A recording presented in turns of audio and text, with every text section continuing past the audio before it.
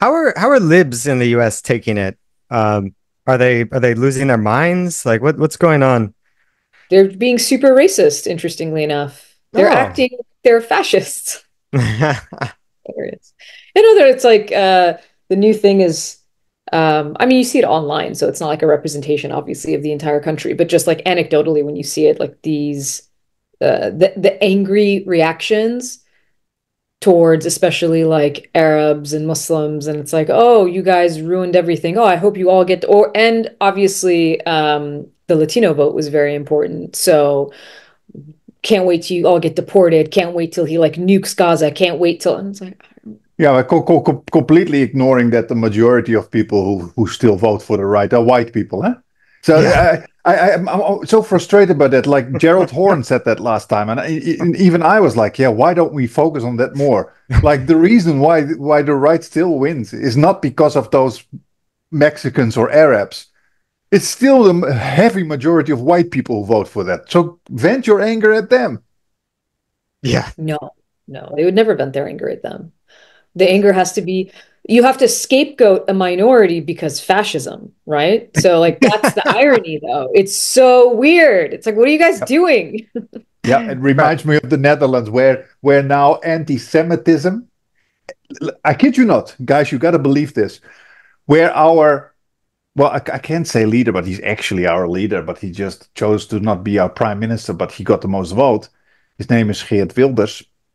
And Geert Wilders, who is a Zionist Islamophobe, who said that anti-Semitism is in the DNA of Moroccans and Moroccans, our Moroccan minority. So, in other words, it's as a extreme right-wing party that stigmatizes a minority group, you're gonna project anti-Semitism on the most stigmatized minority group of today. So, in other words, you use anti-Semitism to stigmatize a group that has the same position in society as the Jews back in the day. It's so incredibly disgusting. Yeah. Yeah, I mean, just the way that I think the really frustrating aspect of the way that anti-Semitism has been weaponized is the very real danger of anti-Semitism. Like this is not, and it is on the rise, and it is something that we're seeing, and it is scary, and there should be no, that um, way of thinking should not be undermined at all. But the irony is it's the extremist sort of Zionist mentality that's undermining it because you're forcing people to say that any criticism of the state of Israel is equivalent to anti-Semitism, and you're accusing Jewish people of then therefore being anti-Semitic, so many of whom object to the actions of the state of Israel. It's, I mean, it just adds to sort of the bizarre way that our political language and systems have played out. But yeah, no, it's a terrible way of it's you can't have political conversations anymore. Everything is so polarized. And I understand why it's polarized, right? It's rooted in the idea that people there's mass wealth inequality, people are dissatisfied with the status quo. Across the board, people are just dissatisfied with the status quo. But then all anyone offers you is the status quo, and then they wonder why they lose elections when that's all you're offering and that's the thing that people don't want. And you offer someone like Trump. It was interesting to see in the US, there were people that I saw like media interviews about on, and they said they don't like him, but they voted for him. They're like, well, I don't like him. I don't like anything he stands for. But I have a family I have to support, and they didn't see that they had another choice. And it's fascinating because Trump is not like this is he, he's not a worker, a workers candidate, right? He's not for the working class. That's clearly not the situation. But at the same time, they've become like the working class has become so alienated within the political system that just doesn't seem to care that they exist, that they'll swing to any direction, right? They were willing to do that in 2020, and now they were willing to switch sides. Like people who voted for Biden in 2020 were like, well, maybe Trump will be able to fix it. Like this is their belief because they're not being given any other option. Yeah. I find it particularly disturbing. I'm far from the U.S., but I try to follow what the kind of common thinking is there, and I've seen a lot of just total discouragement on the side of liberals, kind of writing the country off as fundamentally deeply right wing, and it bothers the hell out of me because they're people that just simply have not looked at the public opinion research to understand that the majority of the US don't have a political ideology as such. They have opinions about various things. They'll answer poll questions one way or another based on what is at the top of their heads. But it's absurd to think that because slightly less than one third of eligible voters voted for Trump, that therefore means that the country is irredeemably right wing, and we just have to give up or move to the right to try to attract them back. When the reality is, the overwhelming majority of the country of eligible voters are people that don't follow politics very much, who don't have an ideology in the sense that us political weirdos have an ideology. They have just opinions, and they're very easily swayable, especially by economic conditions, the throw the bums out reflex. But to write the whole country off when it's less than a third of eligible voters who voted for Trump, and of that less than a third, a whole hell of a lot of them were thinking like you just described, not thinking the way that liberals who watch a lot of TV or read a lot of newspapers project upon them. So it's very frustrating to watch yet again another election go by when nobody bothers to look at the reams of research on public opinion that give a completely different picture of political reality than what you hear on MSNBC and CNN and all the rest. Well, it's also weird that I'm not weird, but actually it's very it makes sense when you look at the way that the sort of liberals look at it, right? When Barack Obama gets elected, we're in like a post-racial, like, look at how far America has come. We don't even see color anymore. It's like that's the thinking, like, look, we're not racist anymore. We Right. voted for a black president, and then Trump gets elected, and it's like, oh my God, we're the most racist country in the world. I'm like, wait, which one are we?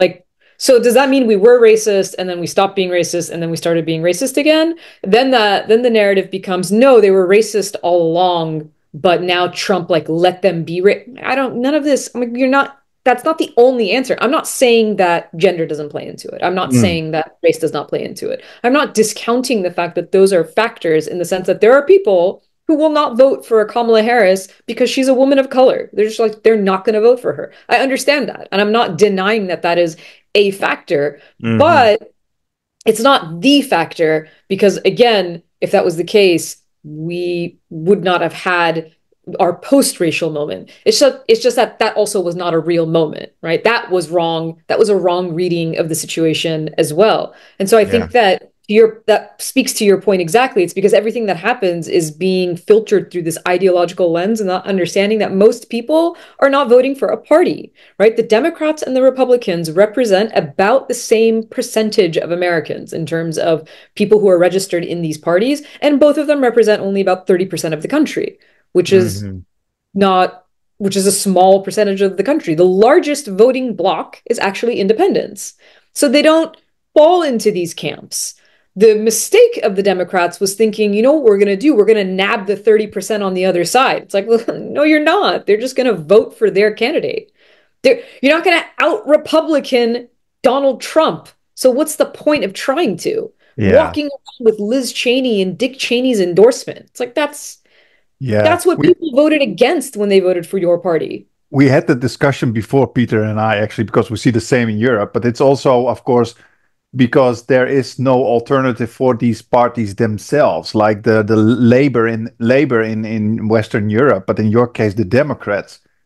They literally only can go right because their donors won't allow them to go to the other side. The whole system only allows them to say, oh, we need to be more right wing because they just can't say we need to be more left wing. So there's literally no alternative. You know what I mean?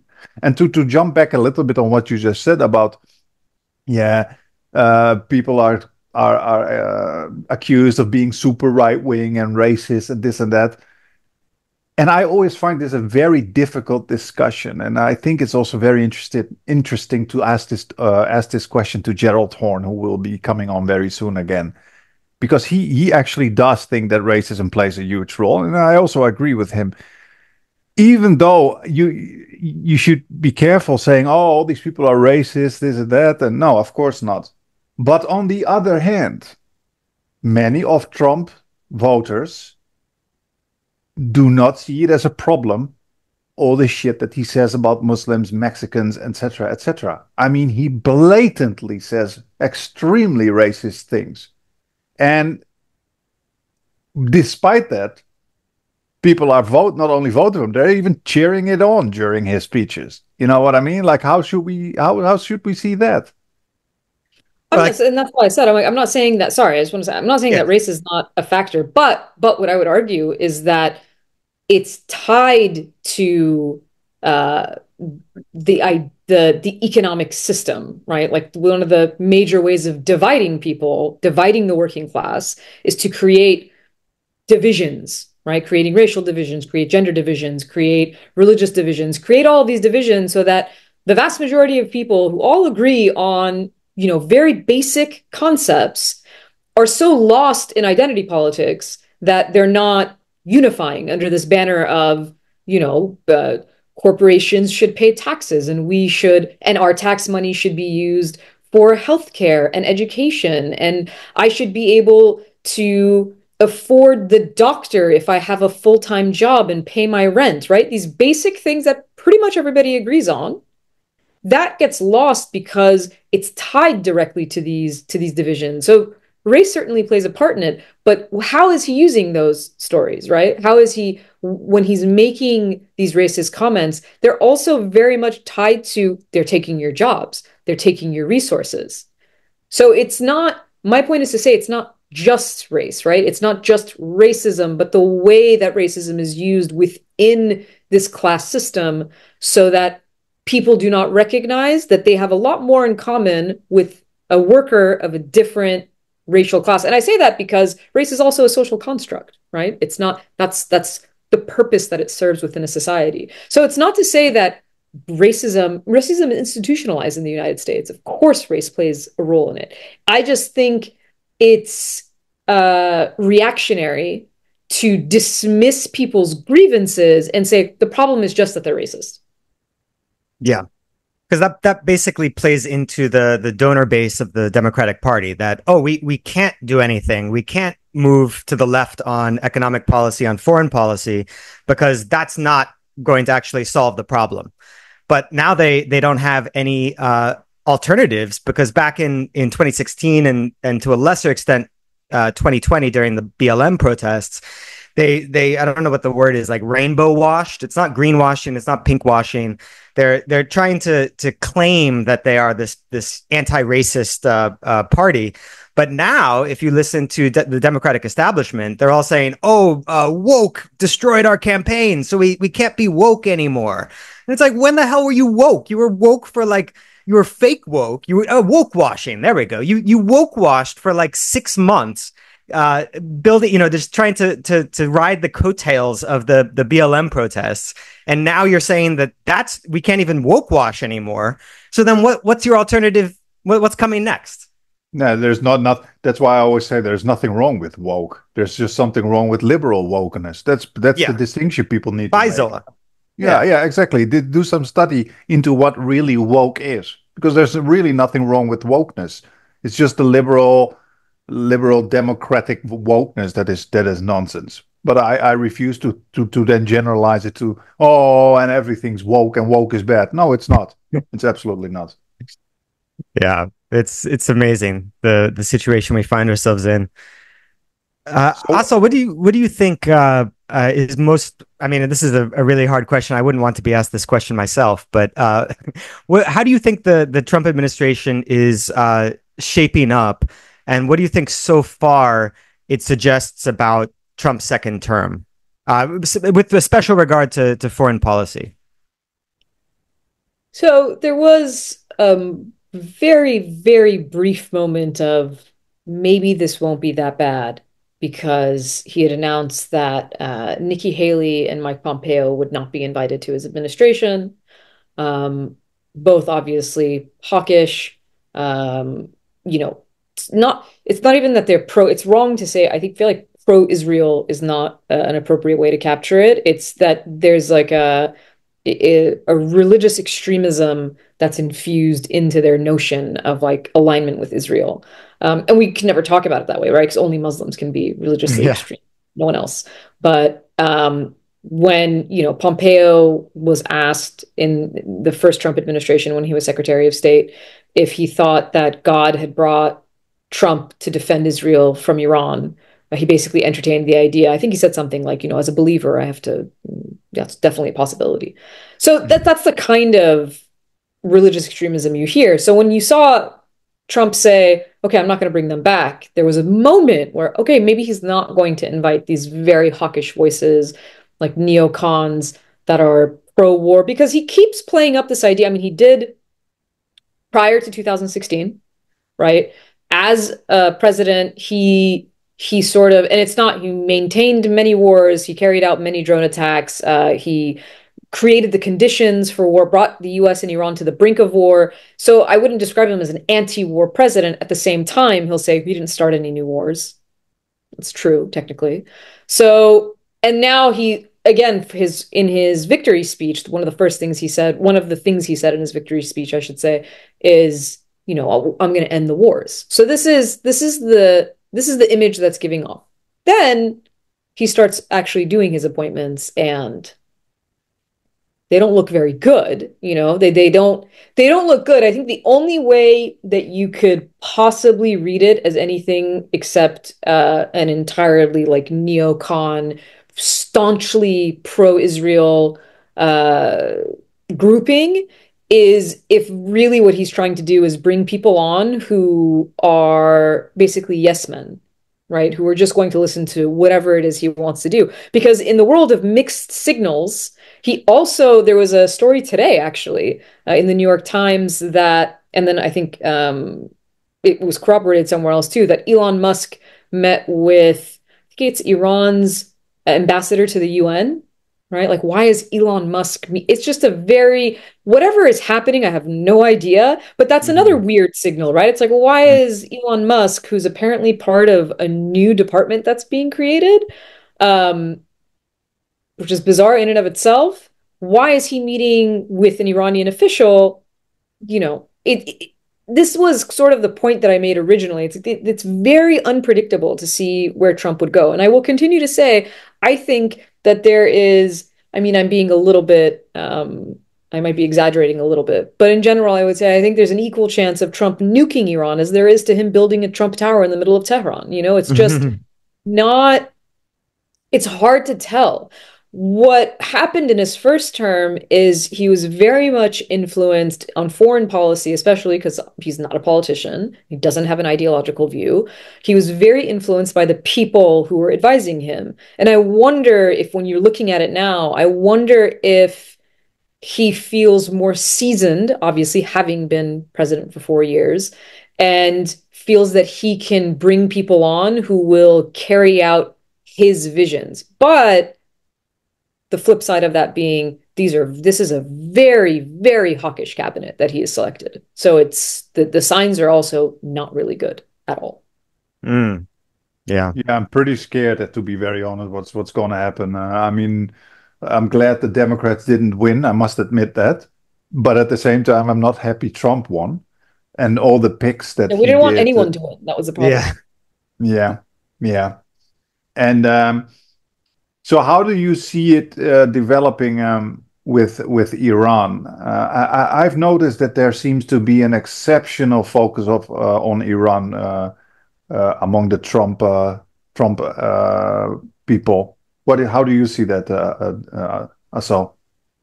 So that would be obviously the concern, right? Especially if you look at where we are right now. If you look at where we are right now, um, Israel is carrying out a genocide in Gaza. It's de facto annexing the West Bank. It's carrying out atrocities in Lebanon.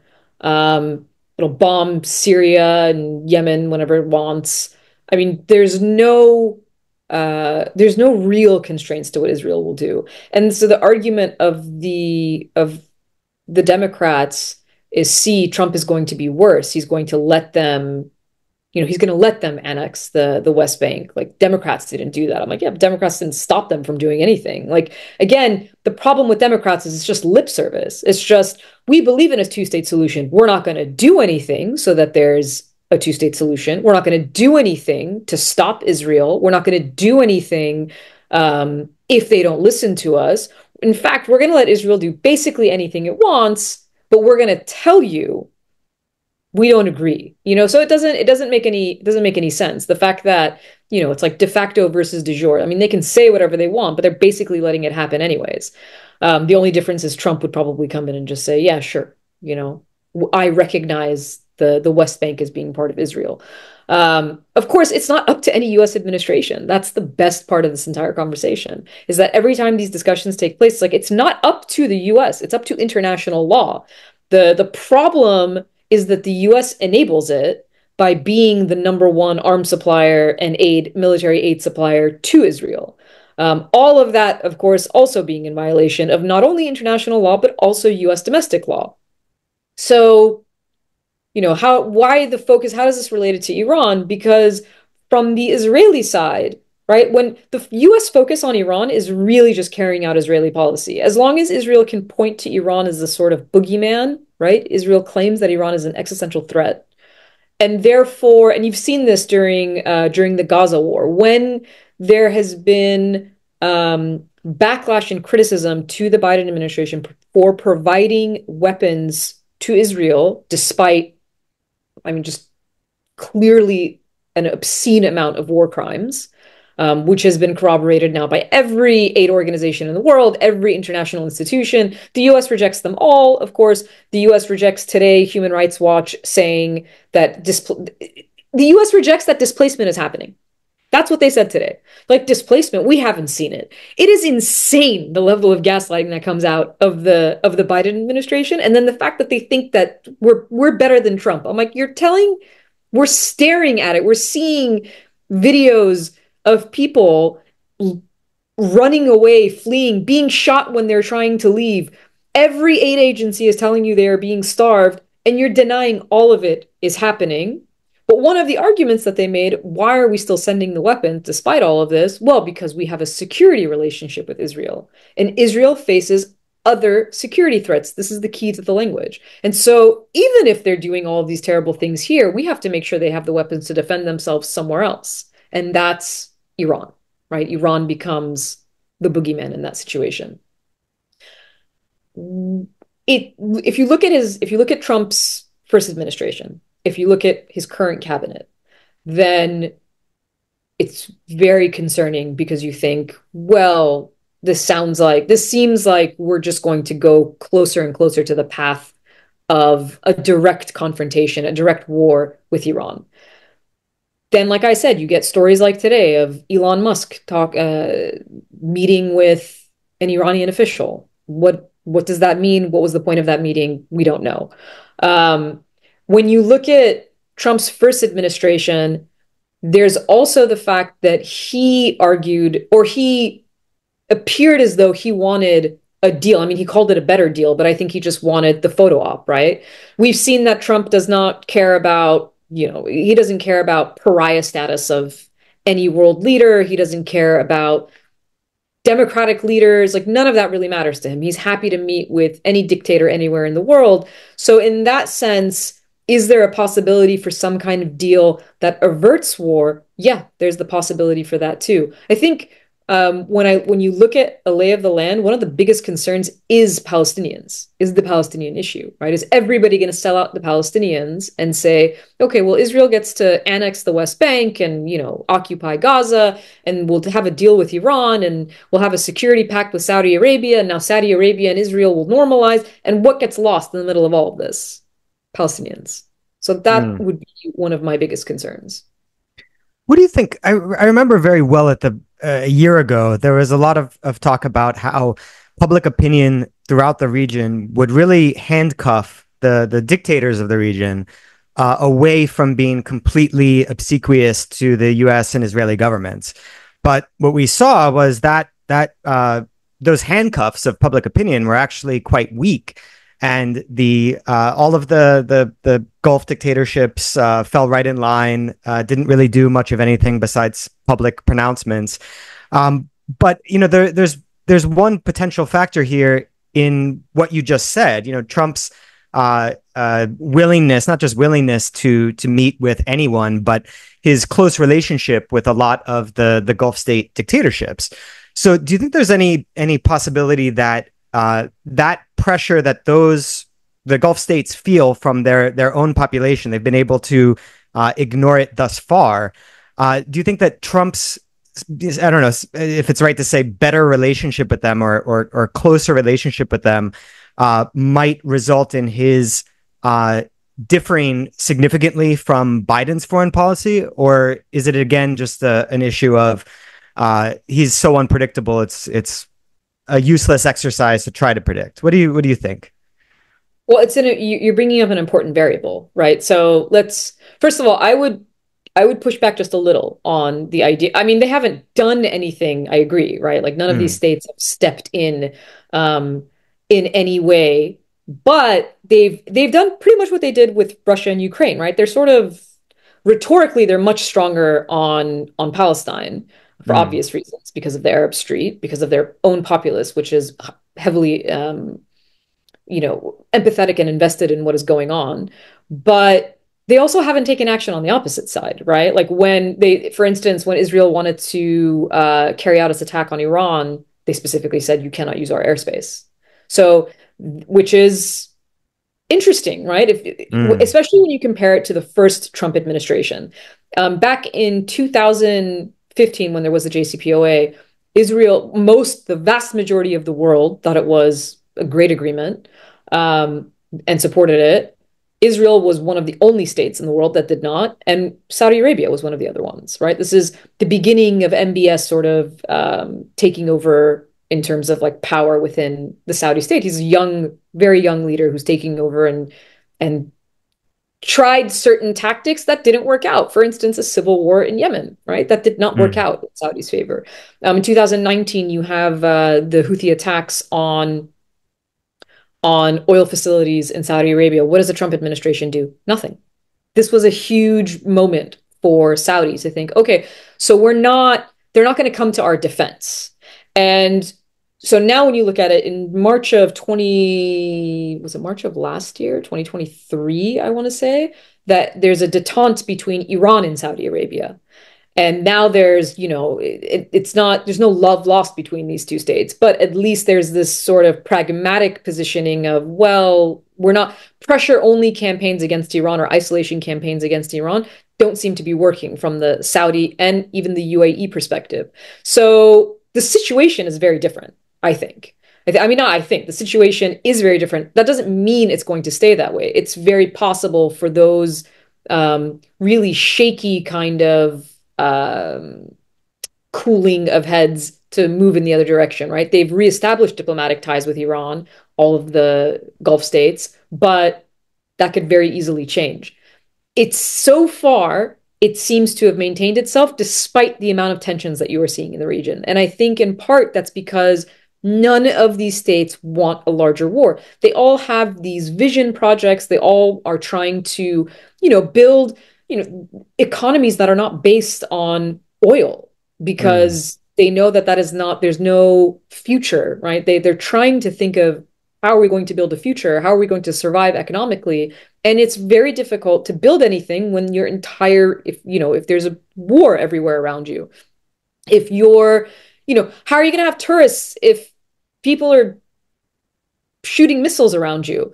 mm. Um, all of these things are playing into it. Now, what's very interesting about Trump, since you brought him up specifically in his relationships, is remember his first trip as president to a foreign country was Saudi Arabia. Remember that very weird globe? Yeah, the orb.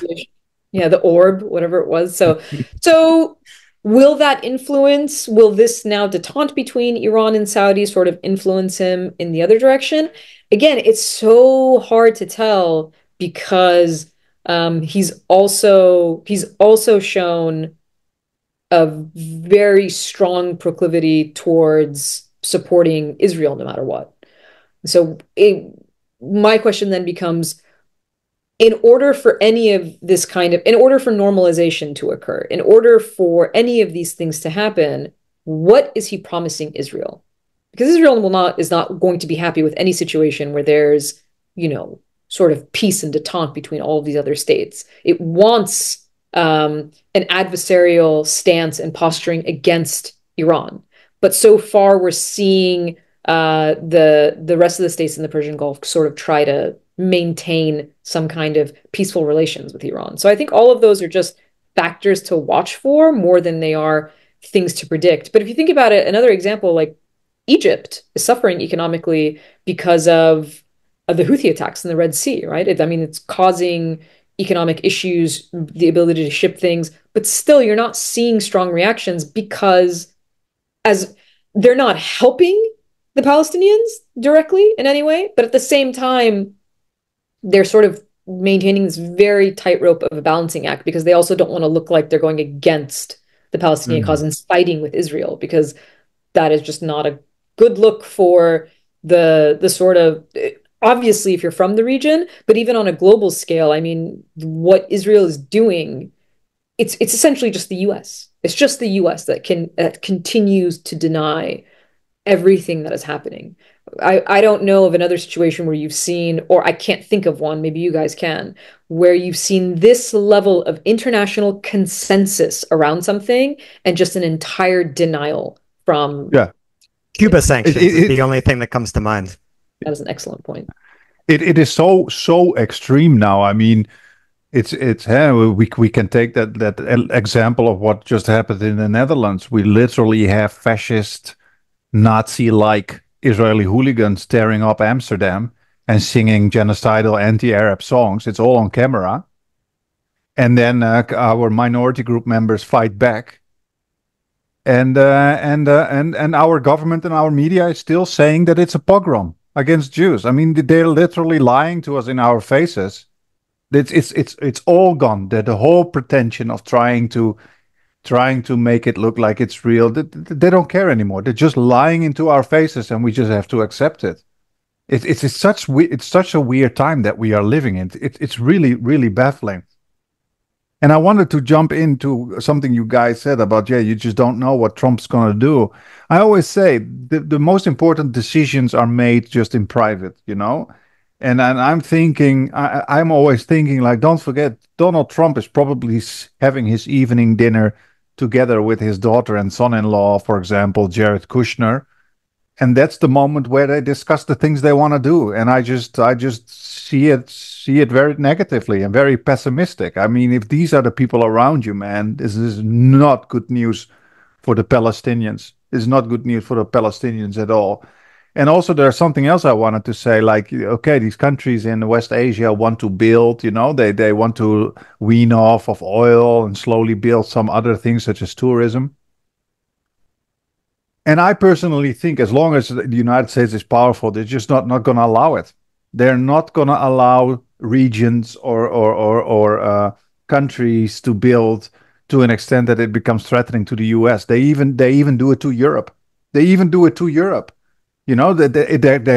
comes a point where countries are being too successful. They start to join hands, whether it's trade with Russia or trade with Iran or whatever. And the United States will make sure that there is some kind of war coming, and things are and economies are crashing. I mean, they've destroyed Germany, and they've destroyed Germany on purpose, economically, and let alone the Middle East. You know what I mean? Or I should say West Asia.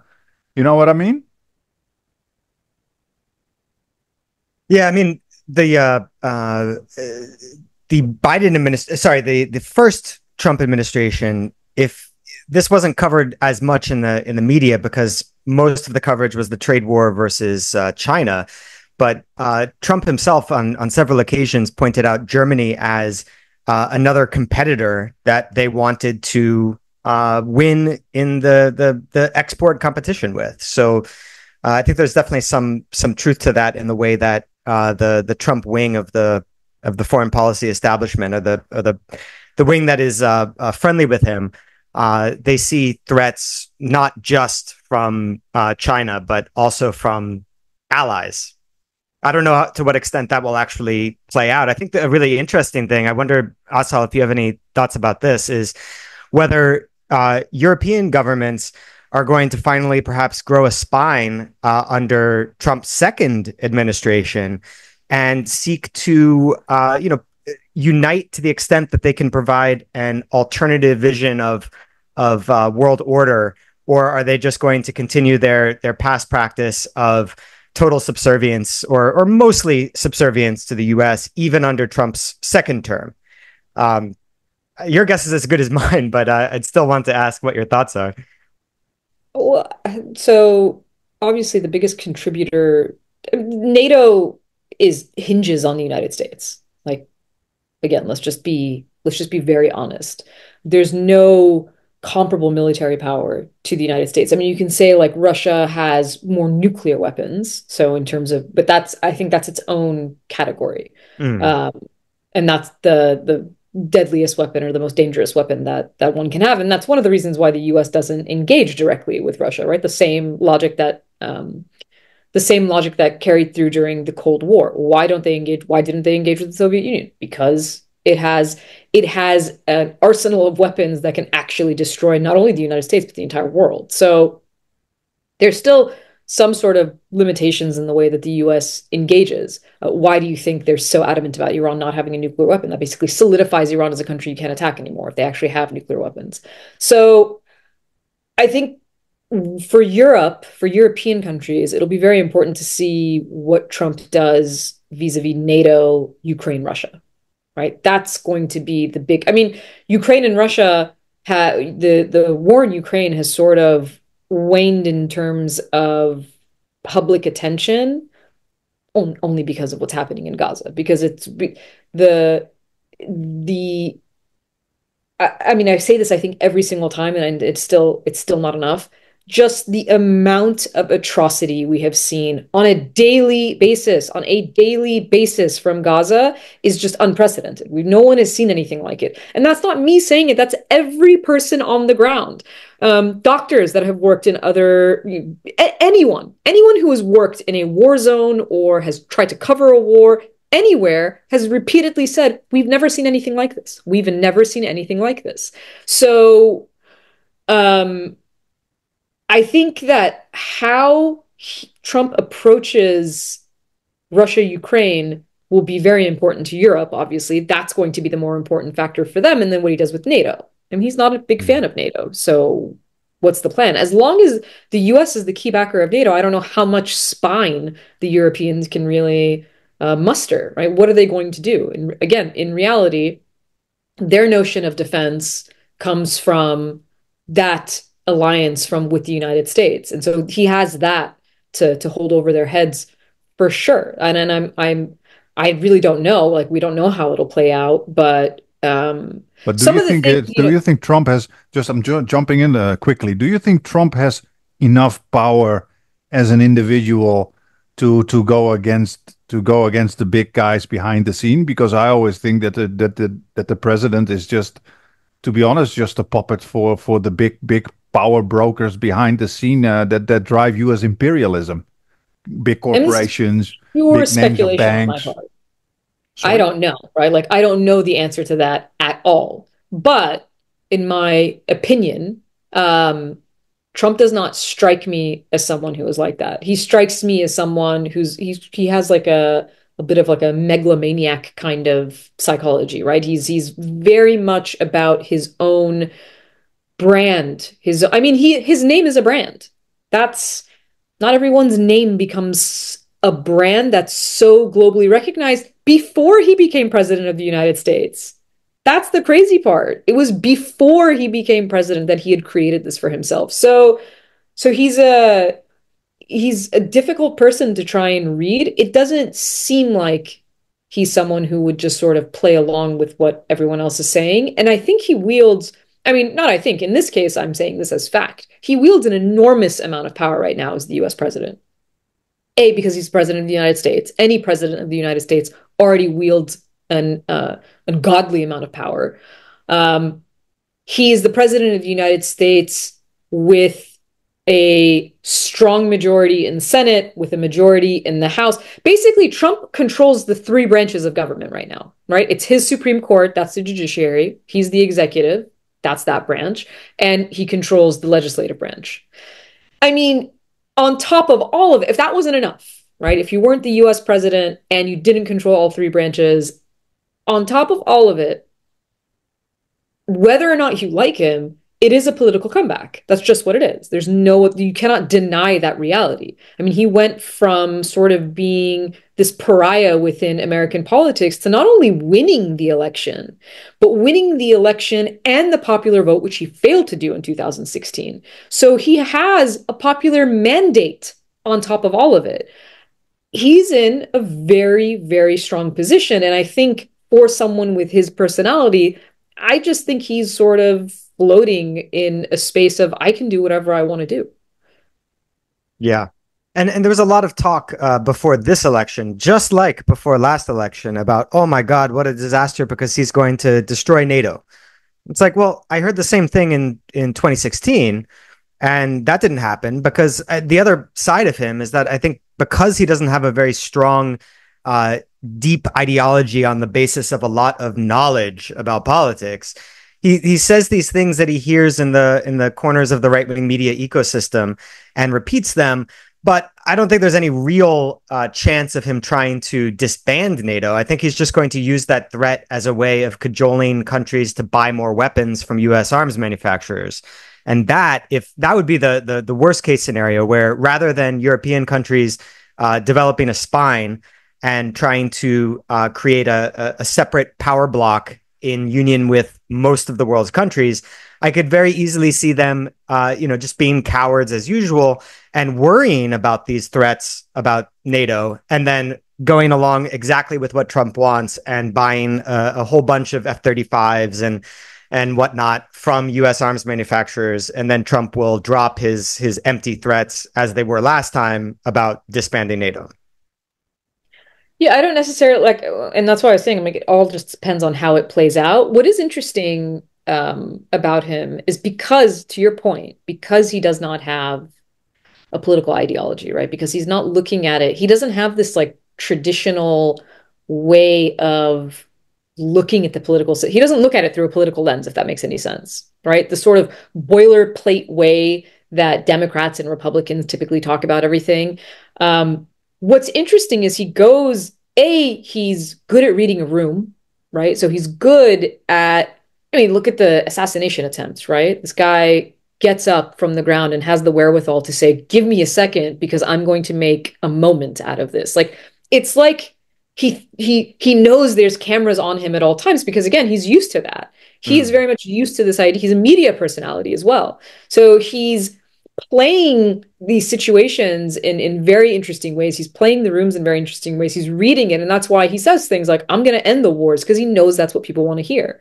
Because while foreign policy is not, at the top of the list for voters, it's not, right? No, what's the number one thing people care about? The economy, by far, as they should, right? Like, you care more about your personal ability to eat, pay rent, and go to a doctor than you do anything else in the world. And that's fair. That's what every nation in the world, every populace thinks. But when that is happening to you, when you can't pay your rent and you can't go to the doctor and you can't afford, to feed your family, and then you hear, well, we're giving another billion, 10 billion and 5 billion and 20 billion, and all of this money is going to wars, and someone is telling you, we'll end those wars. That is the connection. The connection is, even if you agree with it, I mean, let's put Gaza aside for a moment, because the US is staunchly pro-Israel, even though now, when you poll Americans, a bipartisan majority actually don't want the US weapons to continue going to Israel, which is wild for the United States. But they're very, very supportive of us as a populace for Ukraine, right? There's no question about that. The US is staunchly pro-Ukraine. At the same time, they don't want all of this money, all of these resources to be spent on Ukraine. They would rather the war just end, right? So when you look at all of those factors, I think it'll be very interesting to see how he plays things because he has these moments of just being really lucid and making comments that no other politician would make. No other politician would say it because they know they're not supposed to, like they're not supposed to say, "Hey, we did bad things too." They're not supposed to say that, but he says it. They're not supposed to say, "Well, why are we spending all of this money on this?" They're not supposed to say it, but he says it. And so he says the thing sometimes that ordinary people are thinking or saying because he's not playing the role of your traditional politician. And again, all of this is what makes him wildly unpredictable to me. Like when you say he wouldn't disband NATO, I don't know.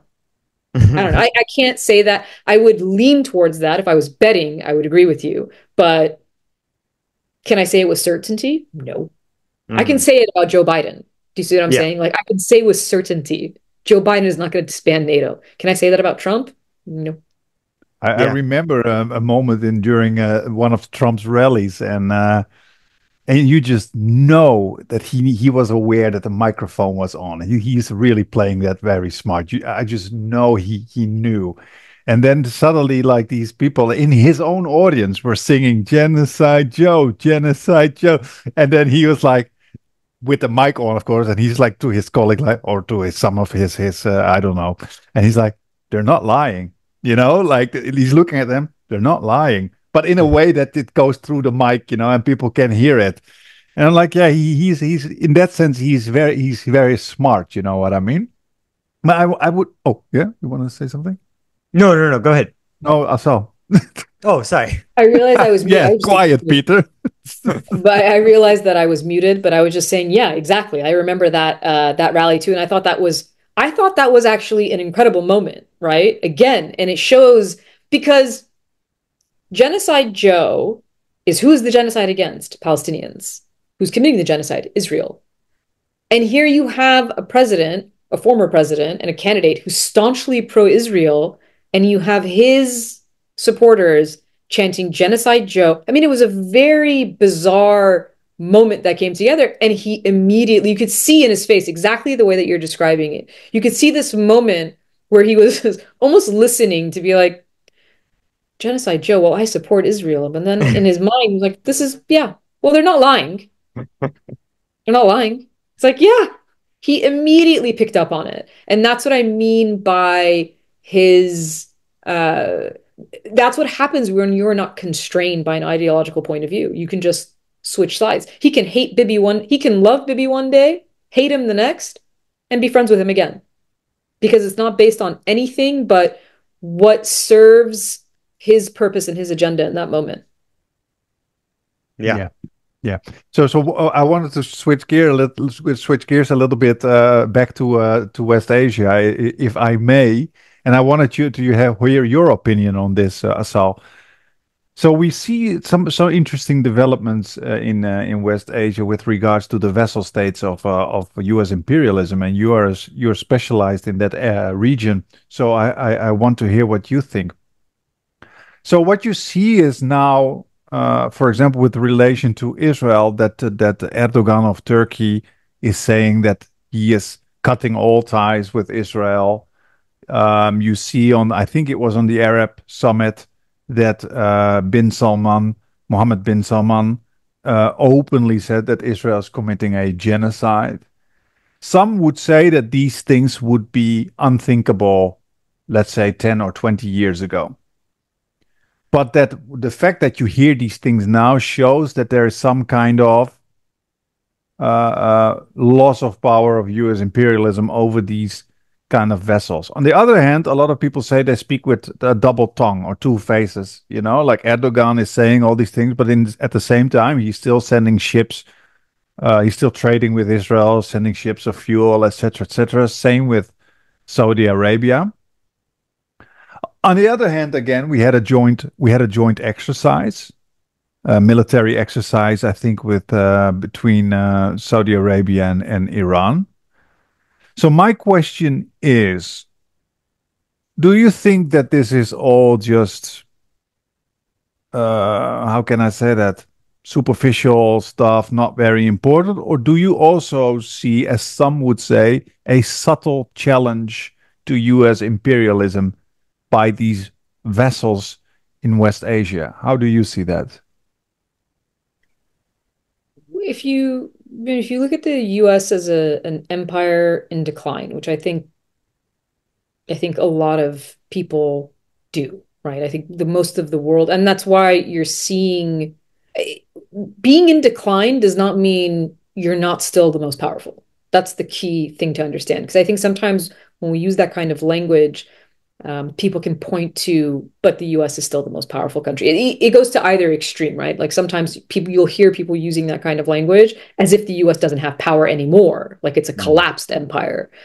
Being in decline is very, very different because you can still be much, much, much more powerful than everyone around you, but that doesn't mean your trajectory is not in decline. And I think that's what a lot of states are seeing, especially these sort of client states that you're talking about, right? The vassal states that you're referring to. It's like they're seeing that, well, and you can deduce that from the way that they have navigated geopolitical issues, starting with, say, the war in Ukraine. Why didn't so many US partner states in the region join with sanctions and use the same language? And, why didn't they do that? Because they're hedging, because they're seeing that it doesn't really benefit them to just stick to the US when there is competitive power in the world, when you see this multipolar system rising. I mean, China is a massive economic challenge to US hegemony in terms of economy. You can look at things like BRICS, for instance. I mean, BRICS is not, this is what economists say. I don't know much about the economy, so I'm not going to pretend like I do. But when I ask economists, because I'm very interested in it, they'll say, well, BRICS is more indicative of a future where US hegemony is being challenged. But at the moment, it's going to be very difficult to replace the dollar or the US economic system, the global economic system that's led by the United States, right? Are you just going to get rid of SWIFT and put something else in its stead? That's going to be very difficult to do. That's just the reality. That doesn't mean that the trajectory isn't that, though. That's what these, I think, initiatives are suggesting. And it makes sense, right? Because every nation, unless you are so ideologically zealous, and I would actually apply that to the United States, unless you are so ideologically zealous that you are blind to policies that actually harm you, most nations are looking to do two things, right? The governments of these nations, they are looking to sustain their own power, especially in authoritarian states, right? Dictatorships and authoritarian states, because it's not like someone else is going to come into power. So they're first interested in that and their own and the national interest. So that's why they're doing this. They're not doing it, again, because of some ideological shift. And that shows you the pragmatism with which those states operate as well. They are pragmatically thinking, well, where do I make this bet? What am I going to gain from, doing X? And you see that constant balancing act. So they've become a little bit more, I think, bold in their ability to take certain positions. Someone like MBS coming out and saying Israel's committing genocide. That should not be bold, by the way. That should be a basic statement because that's what they're doing, right? Calling a genocide should not be a big deal. But in the political climate that we exist in, a state like Saudi Arabia that is seen as sort of a client state of the United States, saying that's why it becomes a big deal. It becomes a big deal in that context. Otherwise, he's just making the statement that the vast majority of the world has already said over and over again.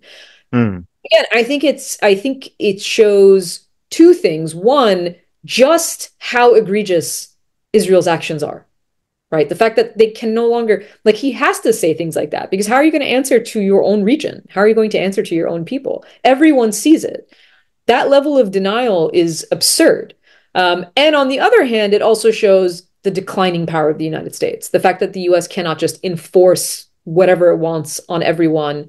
And they're learning in a certain way that they have the autonomy to do things. I mean, if you look at 1973, the oil embargo, right? It's the Arab oil embargo. One of the reasons if I'm not mistaken, Iran was not part of that, right? Iran was under the monarchy. The Shah still provided oil to the West, and that helped because that is actually a power that they have. If they wanted to have alliances in the region, and this is why Israel hates the idea of Iran and Saudi Arabia not being like having diplomatic relations. This is why they hated the idea of the US and Iran being in not even having diplomatic relations, but just not being, you know, constant adversaries. That's why the JCPOA was seen as such a threat. Peace in the region is actually a threat to a state like Israel because all of a sudden the spotlight comes on Israel, which is, hey, you're actually occupying millions of people. Now we have to address this because there aren't all these other problems that we can point to. The region has power if it works together in the same way that the West does, right? In the same way that there is an alliance between European nations led by the United States. There is a power to that. And you partially have seen Saudi Arabia and the oil producing states, OPEC, use a sort of reverse sanction on the United States, right? Under the Biden admin, they basically refuse to, they have these voluntary cuts, right? Which is what sends oil prices up. And they continue doing it because for a US president, how much gas costs? Big deal.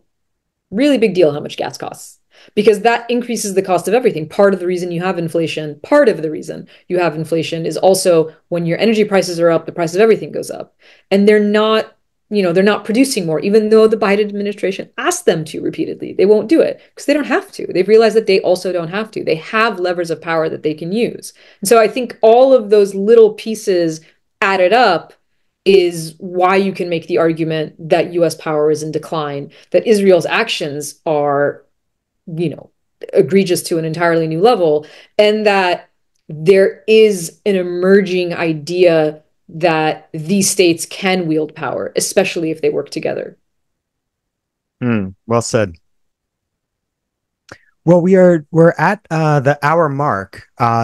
Is there anything else you'd want to focus, you know, viewers' attention on? Anything that hasn't been getting enough media coverage that you think would be, you know, wise for people to look into more? This might sound like I'm being sarcastic, but Gaza, Mm, because people might think it's getting a lot of media attention. It's not. It's mm, still not. It's still not getting the media attention that it deserves, that is required to stop what is happening. I mean, today alone, you had Human Rights Watch coming out with a report saying that Israel is committing crimes against humanity and war crimes because of its forcible displacement of Palestinians. And separately, a UN Commission report that said Israel's actions constitute genocide. And that is not getting nearly enough attention. I mean, it's just insane to me that that is not the top news headline of every outlet. And when you do see it, this is the frustrating thing. When you do see it, they like to use the word accused. Israel is accused. Israel doesn't commit war crimes. Israel only gets accused of war crimes. And my favorite, Israel accused of war crimes, Israel denies. So pay attention to Gaza. We need to not forget what's happening because of the sort of fatigue of the daily atrocities of what we see, because it's still happening. It is happening every day. People are being starved, people are being killed. All of the things that we have seen happen is still going on. Yeah, yeah, and it's like Dmitry Laskaris just said in an other interview with us. He says, and I have always also said that in some of my articles. There's literally not a depravity you can think of that you can imagine in your mind that the Israelis have not inflicted on the Palestinians. I mean, from torture to mass rape to child killing to it's unbelievable, and it's so incredibly traumatic for all of us. And I find it very difficult to say always because imagine the hell Palestinians are going through every second of every day. It's so terrible. And I saw an interview with a German lady on Owen Jones yesterday. She's a lawyer, I think, or something. And she said something really interesting. She said, as a German, she sees her society just cracking down on supporting the resistance against the genocide, and we can all how can you say that we all can relate to that. I mean, it happens in all of our societies. And she said something very interesting, and I said it was so fitting, so powerful. So he said, this seeing this genocide, seeing this amount of atrocities, and our governments just allowing this to go on. She said this has literally damaged my soul. She says this has indefinite, or how do you say that? Indefinitely, the forever damaged my soul in a way that cannot be healed again. It's forever something is destroyed inside of me. And I'm like, I think we all feel that.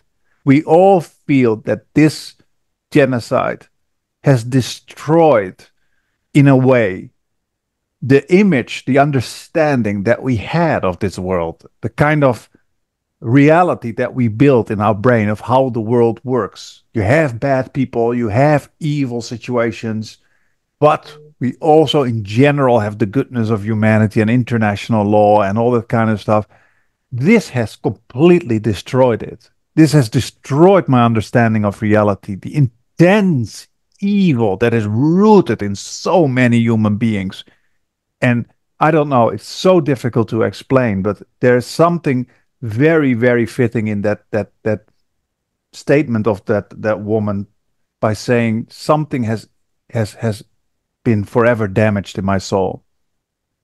Mm. I think that's especially true of sort of our generation because we grew up in an era where we not only were we taught certain things, but we I think a lot of us believed it, right? Even when we knew, like even when, if you were in college and you were at anti-war protests in 2003 for the invasion of Iraq, right? If you're part of that sort of cohort and you knew we were doing something wrong and you knew there were horrible war crimes and you knew all of these things were happening, something about this feels different. And it's not, and people will say, it's not to in any way undermine or discount what people have gone through in other countries, whether it's Afghanistan, whether it's Iraq, whether it's Syria, anywhere you want to talk about. This is not in any way, a human life is a human life wherever it is.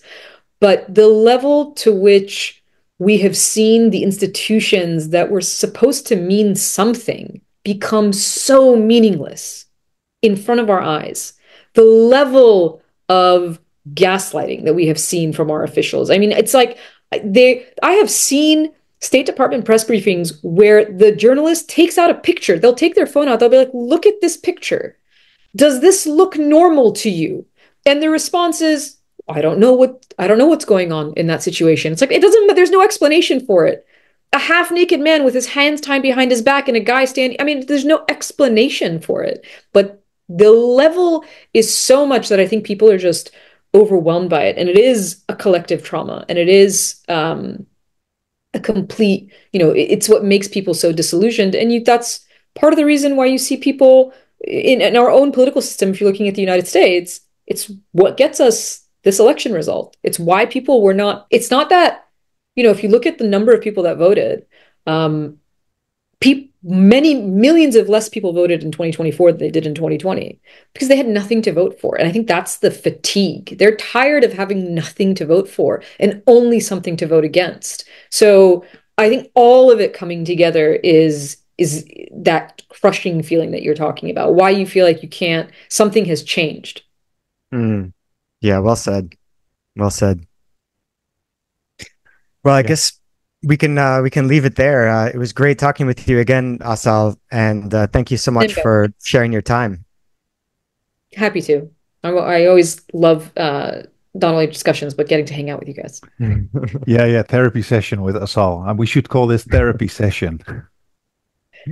I have Yeah, a BA in psychology, if that helps. That's yeah, we should actually do something like that where we just try to focus on the political psychology of this particular kind of trauma and how people can try to deal with it and Yeah. not allow it to enervate them and take away their energy to fight against it.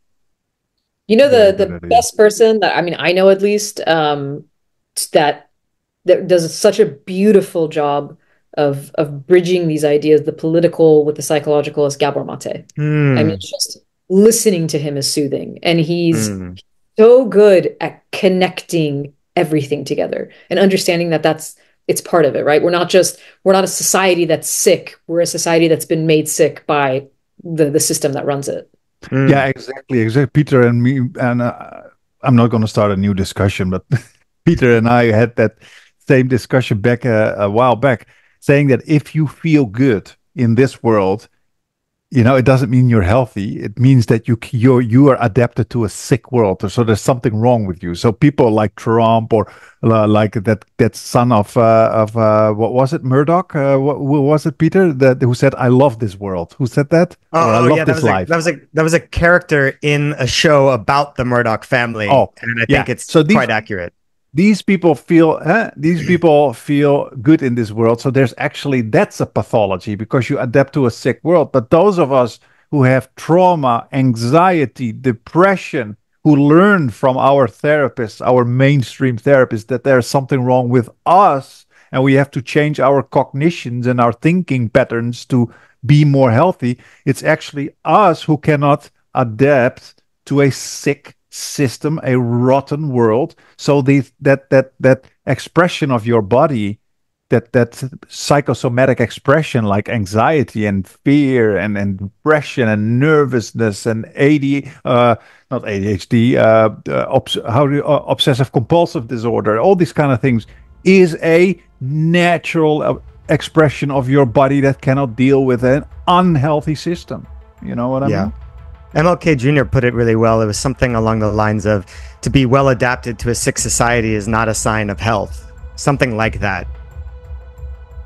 Absolutely. Yeah. Yep. Well, that was great, Assal, and we're going to see you soon again. And hopefully we will get along on with you. It goes back and forth. Every time one of you guys is here, then the other one has something coming up, but that's fine. Next time. So wishing you a nice evening. Thank you. Likewise. All right. Bye, guys. Bye. Bye.